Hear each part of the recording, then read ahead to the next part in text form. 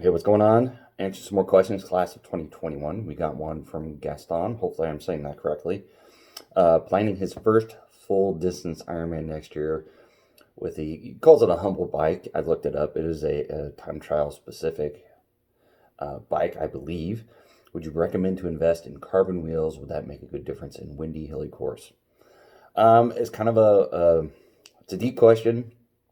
Overall, the most improvement you'll get on the bike is by the engine, and so that means you doing the best training possible that you can. Without a good engine, the bike really doesn't matter. If you can't pedal up the hills, it doesn't matter if you have a Schwinn bike or the best, $15,000 time trial bike out there. That being said, if you're diligent about your training on the bike, there is some savings to be had with carbon wheels. If it's windy, you got to be careful. If you get a good side wind, that can cause problems with deep dish wheels, especially in the handling portion. So you got to be careful. If it's really windy and you're going to get side winds, then it may be more detrimental than not, especially if you're not comfortable in the aero position.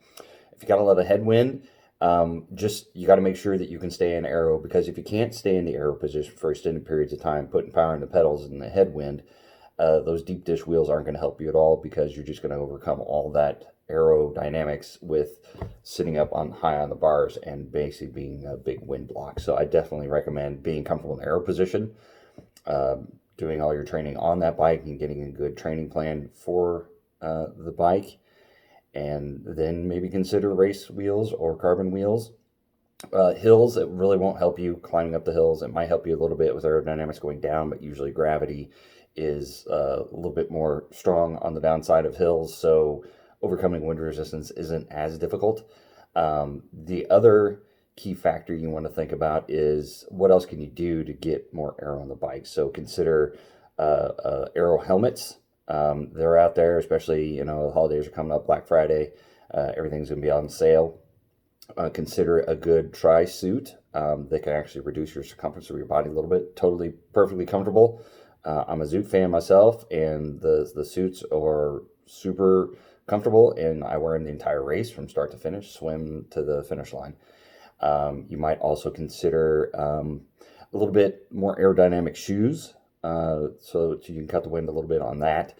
So there are other things you can kind of focus on that are less costly. So at least you have an aero bike, so that's a good start. But you might, like I said, kind of look at a tri-suit, look at an aero helmet, which is a lot less of an investment than going with aero wheels. There's a great used market for aero wheels. You just got to be careful what you get out there to make sure it's everything's up to snuff and it's in good condition and stuff. So the short answer is, it would make some difference, but the long answer is you need to make sure that the engine's taken care of, which is yourself and doing your training, and then making sure that you're comfortable handling deep dish wheels in perhaps a crosswind or something like that. So I hope it helps you out, and let me know in the comments if you have any other questions. Thanks. Bye.